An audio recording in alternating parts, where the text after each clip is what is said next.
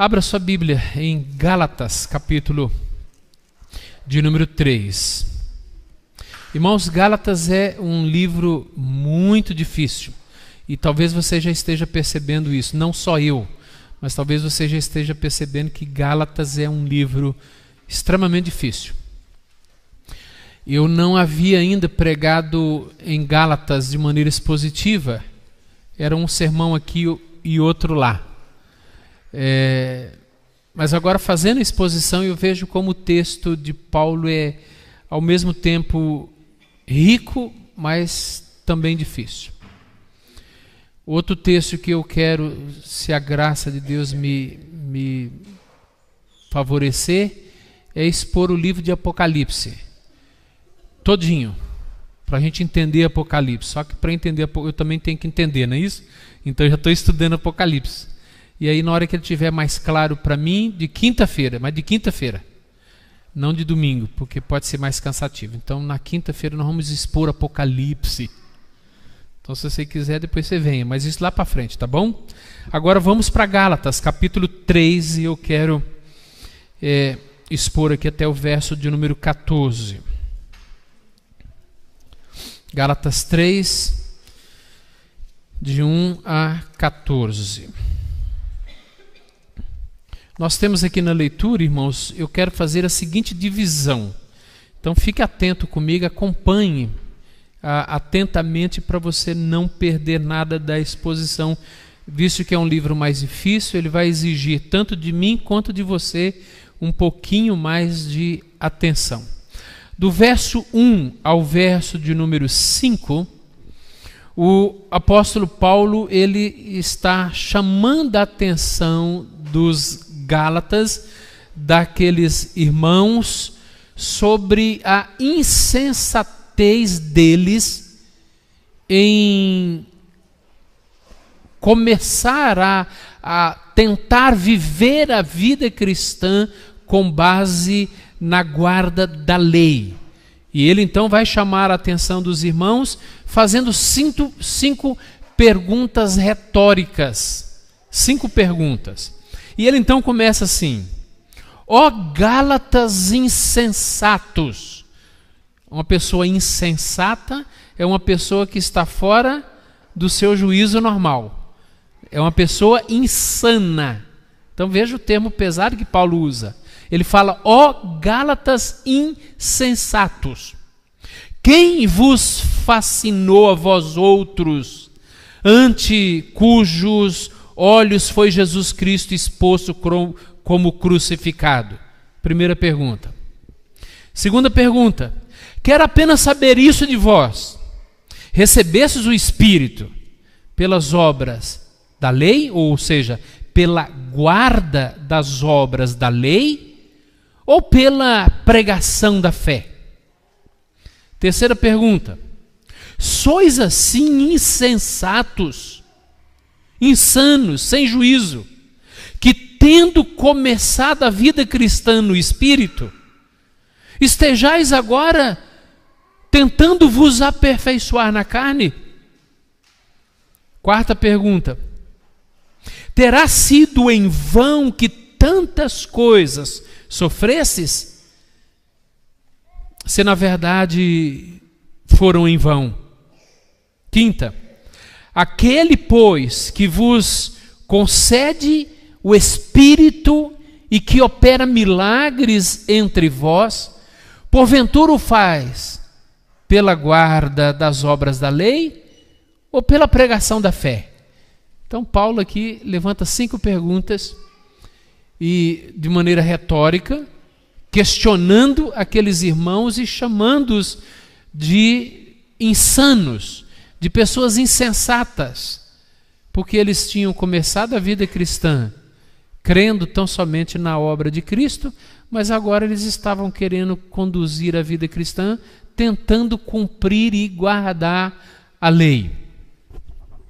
Do verso 6 ao verso de número 9, o apóstolo Paulo agora usa o exemplo de Abraão, lembrando que os Gálatas eram judeus convertidos ao cristianismo, E Paulo então dá como aqui uma tacada de mestre, um checkmate naqueles irmãos, dizendo: olha, vocês são judeus, vocês confiam naquilo que Abraão disse. Abraão é o nosso pai da fé, Abraão é o nosso patriarca. Então deixa eu usar aqui o exemplo de Abraão, diz o apóstolo Paulo. E ele então diz: e é o caso de Abraão, que creu em Deus e isso lhe foi imputado para a justiça. Ele está dizendo: olha, o próprio Abraão, ele creu em Deus. O próprio pai Abraão não foi salvo com base na sua justiça própria. Ele foi salvo porque ele creu em Deus e isso lhe foi imputado para justiça. Sabei, pois, que os da fé é que são filhos de Abraão, visto que eles tinham isso em alta conta. Chamar um judeu de filho de Abraão era colocá-lo em alta conta. E aí ele está dizendo: olha, os que são da fé é que são filhos de Abraão. Os que são filhos de Abraão não são os que são filhos da lei, não são aqueles que guardam a lei, não são aqueles que ficam tentando cumprir o tempo todo a lei, buscar a salvação pela guarda da lei, mas é aqueles que são da fé. Então por isso que ele diz: sabei, pois, que os da fé é que são filhos de Abraão.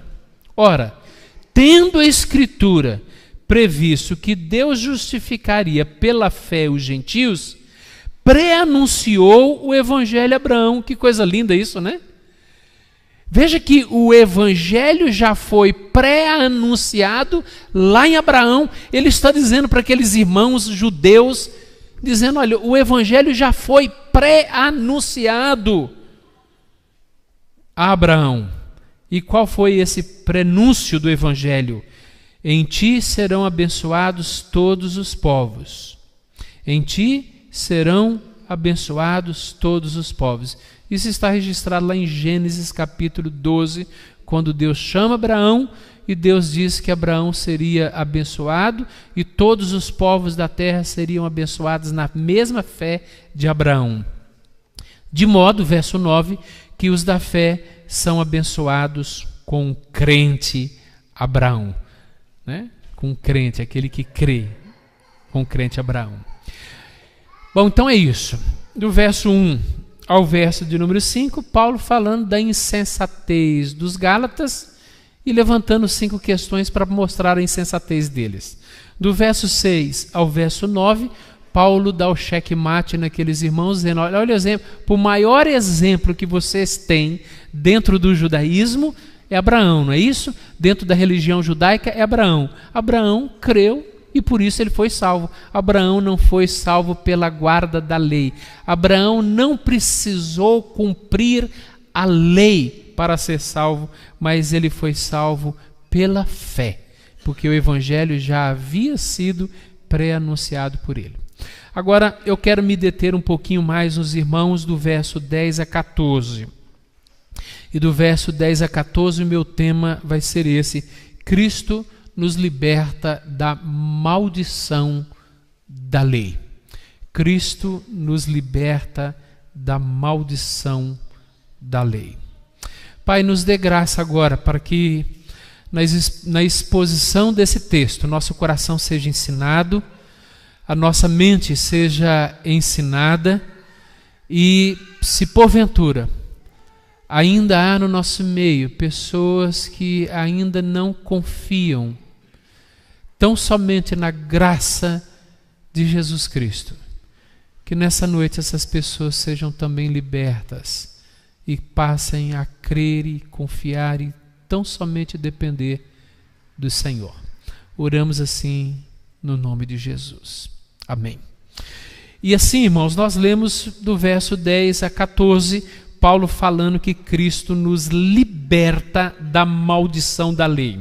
Olha o que ele diz: todos quantos, pois, são das obras da lei, estão debaixo da maldição, ou de maldição, porque está escrito, agora ele cita Deuteronômio 27, maldito todo aquele que não permanecer em todas as coisas escritas no livro da lei para praticá-las. E é evidente que pela lei ninguém é justificado diante de Deus, porque o justo viverá pela fé.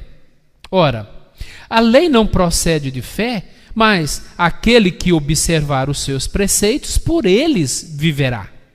Cristo nos resgatou da maldição da lei, fazendo-se ele próprio maldição em nosso lugar, porque está escrito: maldito todo aquele que for pendurado em madeiro, para que a bênção de Abraão chegasse aos gentios em Jesus Cristo, a fim de que recebêssemos pela fé o Espírito prometido. Agora, dentro desse texto, eu quero destacar aqui, irmãos, 3 ensinos desse texto para o nosso coração nessa noite. Dentro dessa temática que Cristo nos liberta da maldição da lei. E a primeira coisa que nós podemos aprender aqui é que a lei, ela coloca todos nós, todos, debaixo de maldição. A lei coloca todos debaixo de maldição. É isso que Paulo diz aqui. Todos quantos, pois, são das obras da lei, estão debaixo de maldição. Claro, é isso que Paulo está dizendo. Todos, pois, que estão debaixo da lei, estão debaixo de maldição. Quero só lembrar os irmãos quem eram os judaizantes. Os judaizantes eram judeus convertidos ao cristianismo, mas que estavam ensinando e que estavam pregando que a pessoa, ela, para ser salva, não basta apenas crer em Cristo. Elas precisam crer em Cristo e também precisam guardar, as pessoas precisam também guardar alguns preceitos da lei, como a guarda do sábado, as leis com relação à restrição de alimentos, a adoração do templo. Então elas precisavam guardar também a lei. Não era só crer em Cristo, precisavam crer em Cristo e guardar a lei. O tempo todo na carta aos Gálatas, Paulo está combatendo o falso ensino dos judaizantes. E aqui Paulo está dizendo que aqueles que estão debaixo da lei estão debaixo de maldição. E cita o Velho Testamento para lembrar aos judeus de que aquilo que ele estava dizendo estava na mesma escritura deles. Por isso que ele diz, porque está escrito: maldito todo aquele que não permanecer em todas as coisas escritas no livro da lei para praticá-las. Quando a gente abre, e Paulo está aqui citando Deuteronômio 27, e quando nós abrimos a nossa Bíblia lá em Deuteronômio 27, nós vemos um enunciado de Moisés sobre as maldições. Depois, no capítulo 18, com algumas exceções, que vai falar também de maldição, ele vai falar das bênçãos decorrentes da obediência. Mas veja o que ele diz no capítulo 27, lá a partir do verso 15. Ele fala: maldito o homem que fizer imagem de escultura, abominável é ao Senhor obra de artífice e a puser em lugar oculto. Maldito aquele que desprezar a seu pai ou a sua mãe. Maldito aquele que mudar os marcos do seu próximo. Maldito aquele que fizer o cego errar o seu caminho. Maldito aquele que perverter o direito do estrangeiro. Maldito aquele que se deitar com a madrasta. Maldito aquele que se ajuntar com o animal. Maldito aquele que se deitar com a sua filha, filha do seu pai ou filha de sua mãe.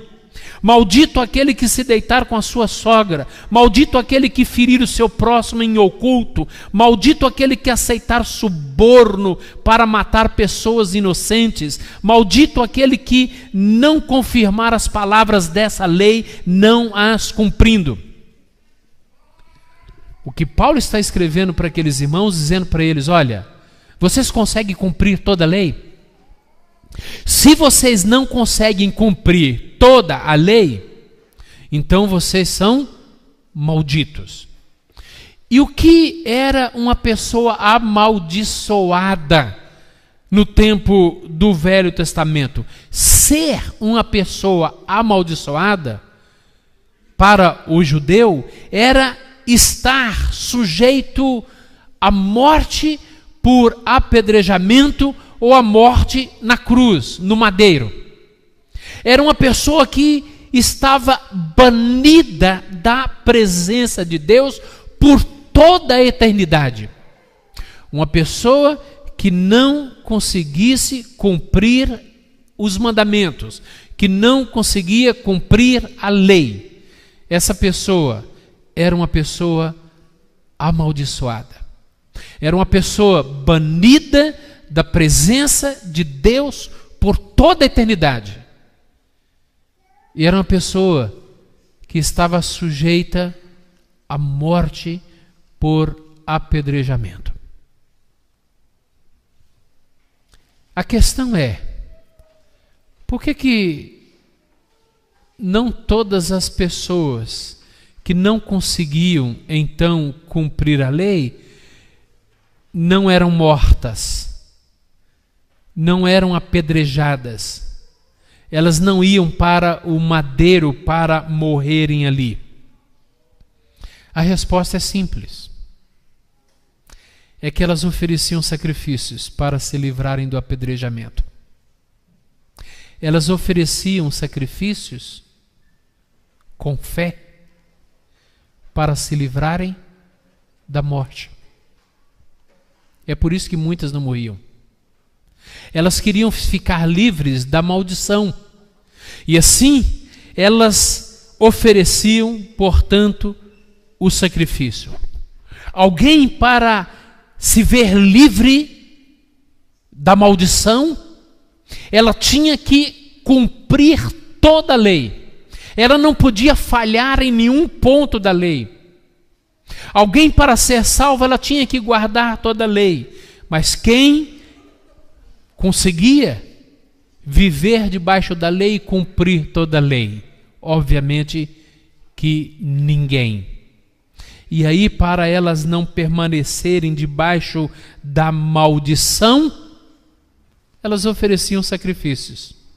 E aí nós percebemos que o objetivo da lei não fora dada para salvar pessoas, mas o objetivo da lei foi dado exatamente para mostrar às pessoas o quanto elas precisavam de um sacrifício para redimi-las, para poder livrá-las da maldição e da morte.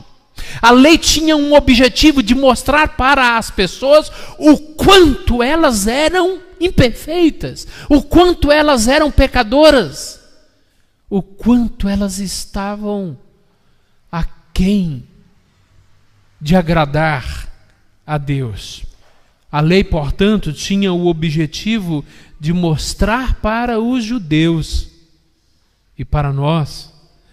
A lei tinha o objetivo de dizer para nós: veja como você é pecador, veja como você não consegue ser reto, veja como você não consegue agradar a Deus, veja quando você erra, você pode conseguir cumprir esse propósito, você pode cumprir essa lei, você pode cumprir a segunda, a terceira, a quarta lei, mas vai chegar um momento em que você vai fracassar, em que você não vai conseguir cumprir. Então, ao não cumprir a lei, você se torna uma pessoa maldita, amaldiçoada por Deus. Porque maldito é todo aquele que não conseguir cumprir a lei, toda a obra da lei.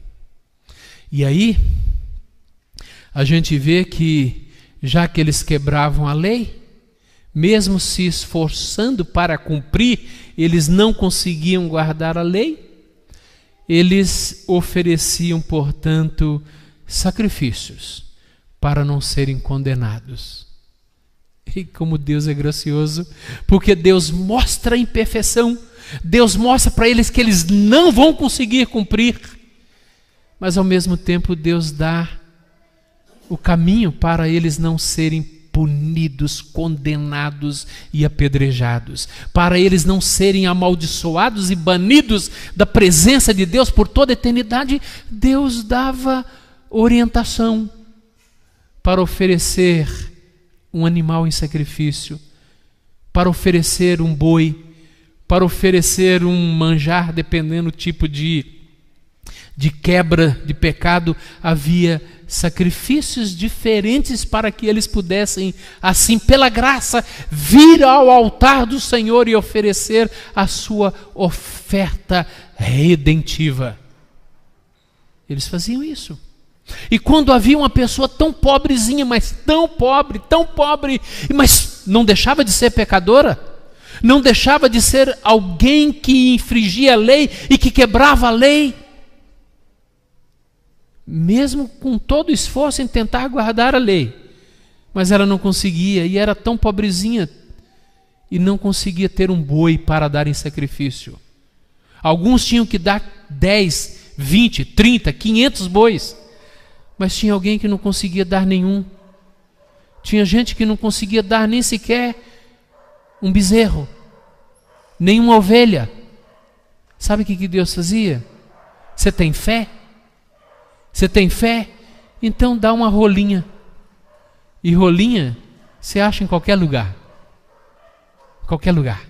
Veja como é que Deus é gracioso. Mas tem que ser pela fé. Vai lá e oferece uma rolinha. Pega uma rolinha. Vai lá e oferece um mingau. Faz lá um mingau. E oferece esse mingau. Mas tem que ser pela fé. Deus não é bom? Mas a lei coloca todos debaixo de maldição. Você está dizendo que, pensando talvez que isso esteja tão distante de nós. Mas eu creio que não. Eu penso que ainda nos nossos dias, há pessoas que ainda tentam se justificar pela guarda da lei. São pessoas que talvez se julgam boas. Talvez é alguém que diga, por exemplo, mas eu sou um bom marido, eu sou uma boa esposa, eu não fumo, eu não bebo, nunca matei ninguém. Aliás, eu nunca desejei matar. Eu sou uma pessoa muito boa. Eu sou uma pessoa que vou na igreja quase todos os domingos, ou se não todos os domingos. Eu sou uma pessoa boa. Então, eu sou um bom cristão. Tem gente que acha que vai ser salvo porque é uma boa pessoa. Queridos, ninguém, por mais bem intencionado que seja, não consegue ser bom o suficiente. Bom, se você comparar a sua bondade, a bondade de um traficante, você é bom. Se comparar a sua bondade e a sua justiça, a sua retidão, com aquela retidão de um bandido que entrou na casa e assassinou a família toda, se comparar a sua vida, a vida dele, você é bom. Você é reto. Você é uma pessoa justa. Comparada à sua vida, comparada à minha vida, a vida de tantas pessoas que desgraçam esse país e que tornam esse país, quem sabe, um país caminhando para a sua miséria, você é uma pessoa boa. Mas compare a sua vida, a vida de Jesus. Compare a sua vida, a vida do Deus Criador, Santo e Justo. Você não é bom. Você é ímpio, é pecador, miserável. Todos pecaram e estão distante da glória de Deus. Então não pense que você é uma pessoa boa.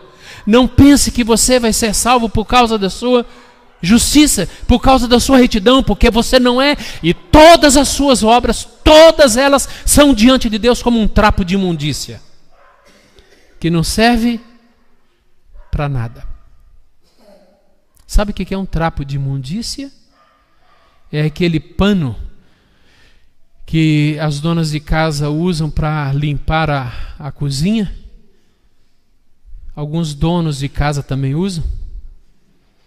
É aquele pano que você usa, limpa, torce, limpa, tira gordura, tira sujeira, vai torcendo. Daqui a pouco, quando você vai lavar o pano mais uma vez para continuar a faxina, o pano está todo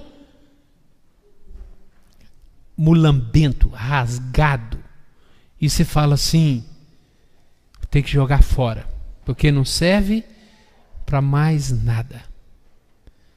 Trapo de imundícia, que não dá para aproveitar.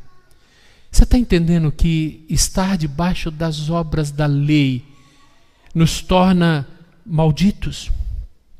Ninguém, por mais bem intencionado que seja, não consegue ser bom, não consegue ser justo o suficiente.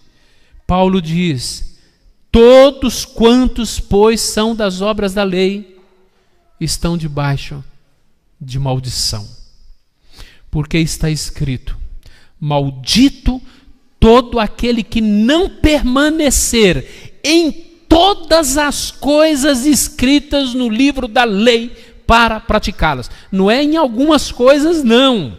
Você está dizendo, pastor, mas eu sou bom sim, porque eu faço isso, eu faço aquilo, eu não, tá certo, um errinho aqui, outro errinho ali. Você já viu gente assim?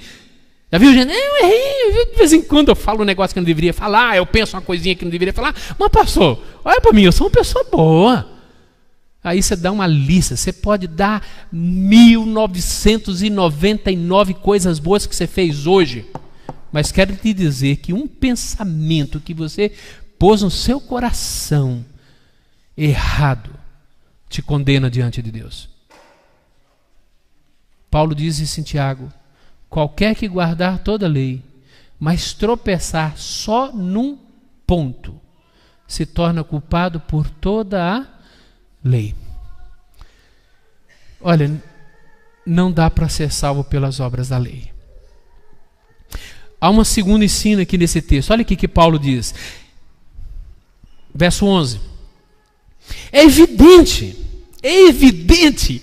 Paulo fala, é evidente, é claro. Não dá para pensar diferente. Ele fala, é evidente que pela lei ninguém é justificado diante de Deus. Porque o justo viverá pela fé. Olha aqui. Presta atenção no que Paulo está dizendo. É evidente que pela lei ninguém é justificado onde? Diante de Deus. Diante de Deus. Você pode ser justificado diante da sua esposa. Você pode ser justificado diante do seu chefe. Você pode ser justificado diante dos pais, diante do conselho da igreja. Você pode ser justificado diante do Supremo Conselho da Igreja Presbiteriana. Você pode ser justificado diante de pessoas que te conhecem, mas não conhecem o teu coração. Só há uma pessoa que conhece o teu coração. Essa pessoa, ela olha para dentro de você, ela olha e vasculha a sua alma, e diante dela você não pode ser justificado pela obra da lei. Você conhece aquele ditado? Quem vê cara não vê coração. Você pode enganar todo mundo, mas você não consegue enganar aquele que olha para o seu coração e sabe exatamente o que está dentro de você. Não é isso que o salmista lá no Salmo 139 diz? Senhor, para onde me ausentarei do teu espírito? Se suba aos céus, lá estás. Se faço a minha cama no mais profundo, lá estás também. Senhor, para onde me ausentarei do teu espírito?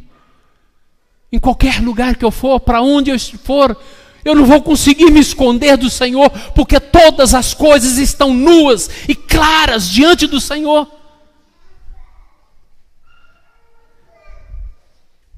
Diante de Deus, você não consegue ser justificado. Você pode parecer salvo para o seu cônjuge.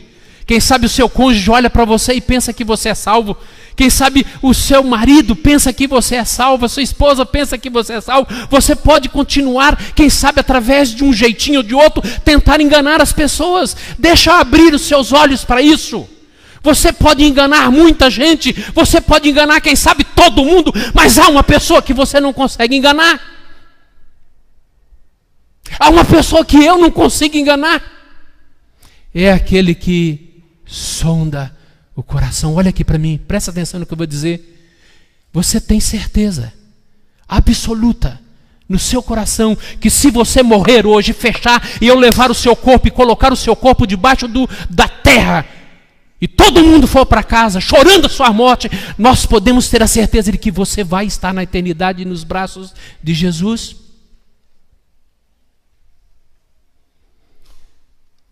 Diante de Deus, ninguém é justificado pelas obras da lei.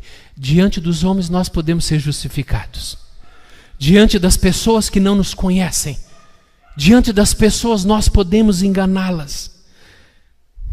Diante dos homens, das pessoas, nós nos parecemos íntegros. Diante das pessoas nós podemos ser honestas. Diante das pessoas nós podemos ser dedicados à família, trabalhadores. Diante das pessoas nós podemos ser bons cristãos. Mas só Deus sabe se é ou não. Por isso que é importante não o que as pessoas pensam de você. Por isso que é importante não o que o conselho da igreja pensa de você. Por isso que é importante não o que o pastor pensa de você. Não o que o cônjuge pensa de você. O que é importante é o que Deus pensa de você.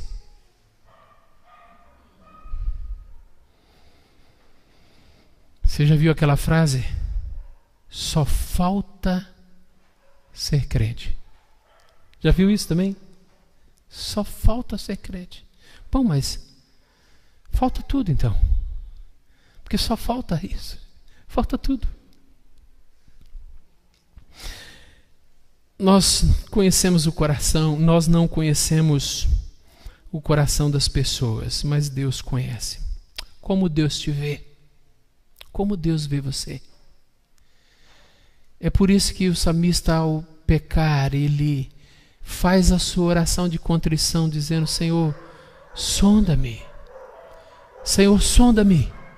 Vê se há em mim algum caminho errado, Senhor, e guia-me pelo caminho certo. Como ser justificado diante de um Deus que vê tudo, que conhece todas as coisas? Como ser justificado diante de Deus, de um Deus que sabe, conhece profundamente a minha vida e se realmente a minha alma é reta diante dele? O texto diz aqui no Gálatas 3:11. É evidente que pela lei ninguém é justificado diante de Deus, porque o justo vive pela fé. E aqui Paulo está citando Abacuque, capítulo 2, verso 4. E lá em Abacuque 2,4 diz assim, presta atenção, Abacuque 2,4 diz assim: eis o soberbo, sua alma não é reta nele, o justo viverá pela fé. Está assim lá. Paulo está citando o que está escrito, dizendo: eis o soberbo, a sua alma não é justa nele. Queridos, olha aqui, coisa preciosa Paulo está dizendo para mim e para você. Paulo está dizendo: abandone a tua soberba. A tua alma pode não ser reta em ti, porque o justo vive pela fé. Isso é maravilhoso. Foi isso que despertou o coração de um monge agostiniano que durante anos vinha com a sua alma sendo aterrorizada com a dúvida se era salvo ou não. Lutero, durante muitos anos, caminhou com seu coração angustiado se ele realmente era uma pessoa salva ou não. E quando a Alemanha começou com aquele negócio de vender indulgências, que a igreja, na época, a Igreja Católica Romana começou com a venda das indulgências para que as pessoas pudessem ser salvas. Elas tinham que comprar, pagar pela redenção. E um monge chamado Tetzel andava pelas ruas de Wittenberg cantando uma musiquinha. A moeda quando no fundo do cofre soar, a alma do purgatório vai pular. Dizendo que quando as pessoas morriam, se você queria salvar as pessoas, basta fazer uma oferta generosa para a igreja. E aí Técio falava isso, as pessoas iam e compravam indulgências. Lutero não suportou aquilo era o cúmulo da obediência da lei ou da salvação pela compra de méritos. E aí, quando Lutero, com a sua alma angustiada, estava lendo as Escrituras Sagradas, buscando respostas de Deus para o seu coração, ele leu esse texto: o justo viverá pela fé. O justo vive pela fé. Só pela fé. Não pela guarda da lei. Terceira coisa que eu quero compartilhar com os meus irmãos hoje aqui. Verso de número 13 e 14, e encerrando o ponto. Cristo nos resgatou da maldição da lei, fazendo-se Ele próprio maldição em nosso lugar, porque está escrito: maldito todo aquele que for pendurado no madeiro. Irmãos, há algumas coisas no verso 13 e 14 que eu quero destacar aqui. Cristo nos resgatou da maldição da lei. Uma boa notícia diante de tantas notícias ruins que ele vinha dando até aqui. Depois de falar da maldição, falar de banimento da presença do Senhor, falar de tantas coisas ruins, Paulo agora traz uma excelente notícia. Paulo fala: Cristo nos resgatou da maldição da lei. Paulo lança, portanto, a obra de Cristo contra esse pano de fundo sombrio, esse pano de fundo terrível, dramático, que é a condenação da lei. Todo ser humano está debaixo da condenação da lei. E aí ele vem e diz que Cristo veio e nos resgatou da maldição da lei. Agora, como que Cristo nos libertou da maldição da lei? Esse é o ponto. Ele diz: Cristo nos resgatou da maldição da lei. Mas como? A pergunta é: como que ele fez isso? Agora Paulo cita o texto de Deuteronômio capítulo 21. Veja que coisa interessante, Paulo ensinando os judaizantes, ensinando os judeus que estavam querendo ser salvos pela obra, dizendo: olha, a base da salvação pela fé está lá no texto de Deuteronômio capítulo 21. Deuteronômio 21, abra lá para você ver. Olha o que Paulo diz, citando esse texto, Deuteronômio 21, versículo 22 e 23. Ele fala assim: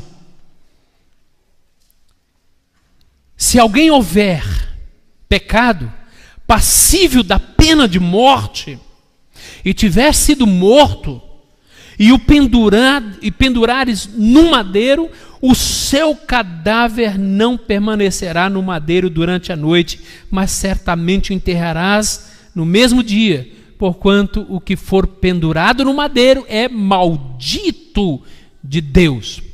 Isso por quê? Naquela época, algumas violações da lei eram punidas com a morte. Eram punidas com a morte. Jesus não foi punido com a morte? Mas além de Jesus, não tinha outros 2 malfeitores também punidos com a morte? Por quê? Porque era costume deles. Algumas violações da lei, elas eram punidas com a morte. Entre elas, por exemplo, adultério, feitiçaria, idolatria, eram punidas com a morte. As pessoas que violassem a lei eram mortas, eram levadas para o madeiro, eram colocadas numa cruz e eram mortas ali. Todo aquele que for pendurado no madeiro é maldito. Além da pessoa ter que morrer, a pessoa tinha o estigma da maldição de Deus. A pessoa ela era pendurada no madeiro para testificar a todos que ela era uma pessoa maldita. Irmãos, onde Cristo morreu? No madeiro. Agora, por que Cristo foi para o madeiro? Por que Cristo precisou ir para o madeiro? Porque ele foi morrer no meu lugar. Sabe por que Jesus foi para a cruz? Porque ele foi levar a minha maldição. Você sabe por que Jesus foi para a cruz? Para levar a tua maldição. Jesus não morreu por ele. Jesus não foi e se tornou um maldito de Deus porque ele cometeu algum pecado. Ele não quebrou a lei em nenhum ponto. Mas quando ele foi lá no madeiro, quando ele foi lá na cruz, ele foi para tornar-se o meu resgatador. Ele foi para tornar-se o teu resgatador. Por que você precisa cumprir a lei? Se você não crer na obra daquele que foi ali para te resgatar, ele foi ali para derramar o seu sangue, para poder levar os teus pecados, a tua desobediência, a minha desobediência, o meu pecado. Por que você tem que insistir com o teu orgulho, com a tua arrogância, com a tua prepotência de achar que você pode cumprir a lei? Ele se fez maldição em teu lugar.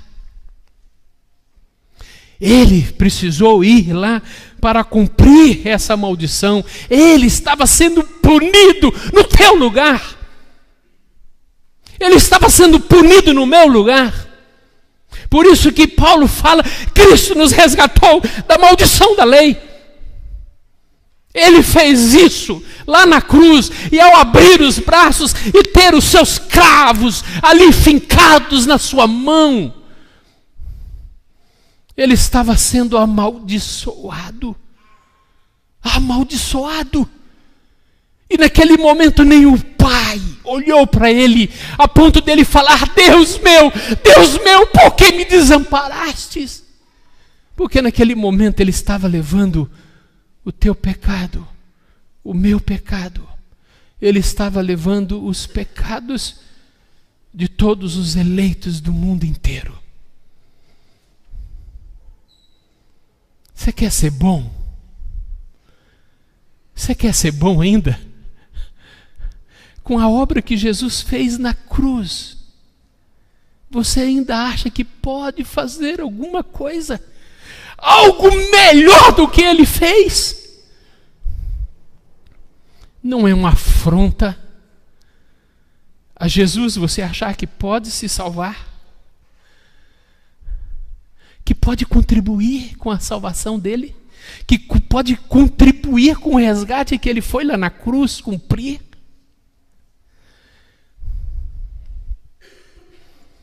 Se você achar que pode dar alguma contribuição para aquilo que Jesus fez lá na cruz,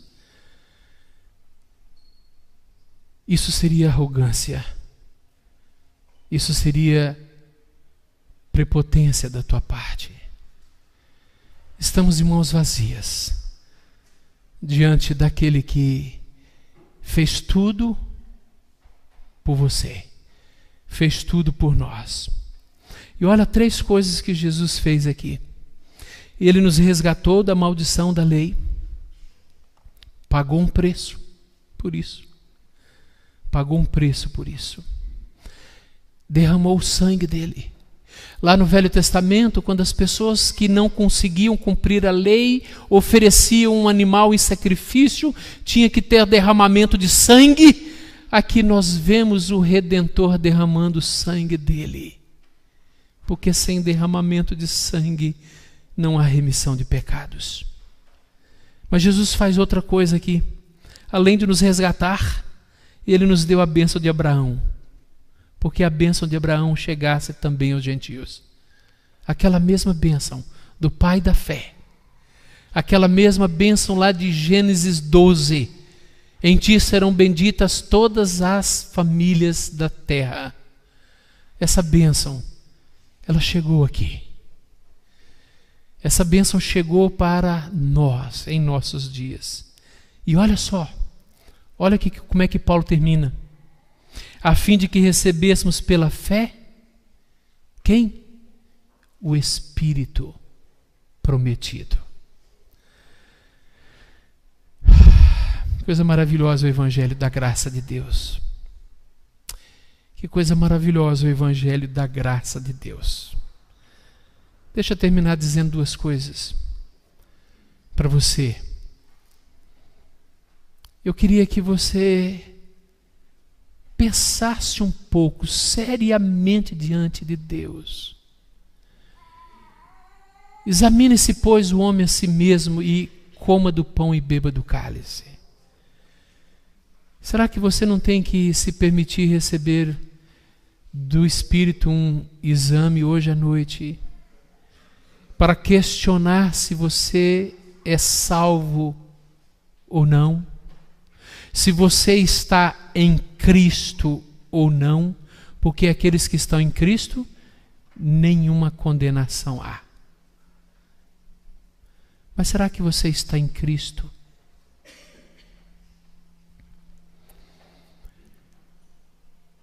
Eu penso que a meditação de hoje à noite, a reflexão de hoje à noite, leva você a esse questionamento. Será que você está em Cristo? Já entregou a sua vida para Ele? Você é salvo pela fé ou pelas obras? Você é salvo pela fé e obras? Ou você é salvo tão somente pela fé na obra do Redentor? Você tem certeza da sua salvação? Você tem certeza da sua salvação?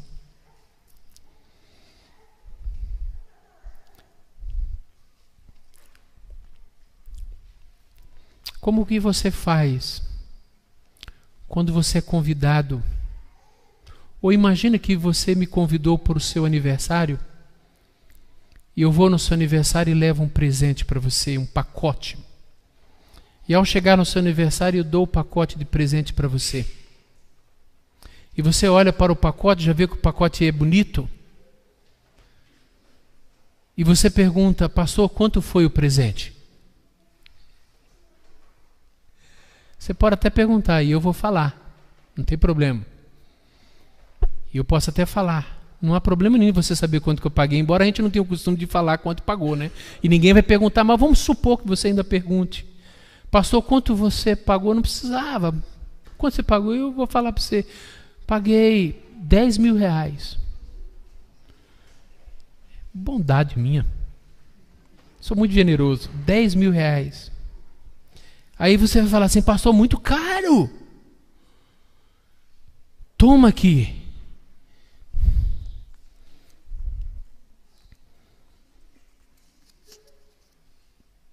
R$10 para te ajudar. Eu pergunto, vai ser uma ofensa para mim? Vai? Vai. Uma grande ofensa de achar que você pode ajudar a pagar o presente que eu comprei para você. Você sabe que tem gente que tenta pagar o presente que Deus deu. Um presente que custou um preço incalculável. Mas não tem como você pagar, nem ajudá-lo.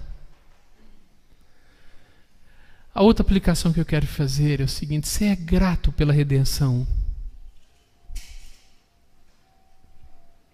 Tudo isso nos leva à gratidão, nos leva ao reconhecimento de tão grande salvação que Deus operou e realizou para nós. E se eu sou grato, eu vou nunca esquecer disso. Mas além de não esquecer disso, eu vou querer compartilhar isso com outras pessoas. Eu vou querer distribuir isso. Eu vou querer mostrar isso a outras pessoas que não conhecem esse presente de Deus, essa redenção em Cristo Jesus. Eu vou querer ser um missionário, um evangelista, alguém que vai testemunhar do Evangelho a outras pessoas. Queridos, que Deus nos abençoe, que Deus nos ajude agora a participar da ceia do Senhor, tendo em mente tão grandiosa salvação, sabendo que Deus em Cristo se tornou maldição em nosso lugar. E se hoje nós podemos ter a certeza da salvação, não é por mérito nosso, não é pela nossa justiça, mas é pela justiça dele, é pelo mérito dele. Que Deus nos